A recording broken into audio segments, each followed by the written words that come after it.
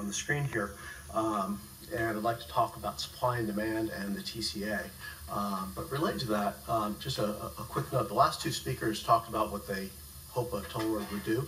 I would just like to point out that while we have people standing here, adding seats in a conference room across the hall would not alleviate the standing room situation here, which is to say supply and demand need to be matched.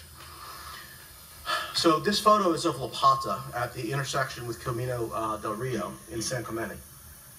It's relevant because it is also the site of proposed option 14 for the 241 extension that would run roughly parallel to this road with a path crossing at approximately this point at this intersection. This photo was taken yesterday morning at 10:30 a.m. And you'll see, much like most every day, there's little to no traffic. If we were able to zoom in, which we can't really do here, you'll see 2 cars. If you zoom in a little bit more, you'll see 3 hikers. So while there may be occasional traffic on the 5, it tends to be north of Crown Valley and Oso. The 241 extension won't resolve that, just as putting chairs in a conference room across the hall wouldn't resolve it.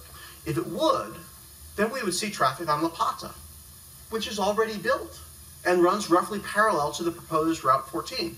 Mind you, it's not just that Route 14 is a bad idea. All of the proposed routes are bad ideas because they don't match with where there are issues.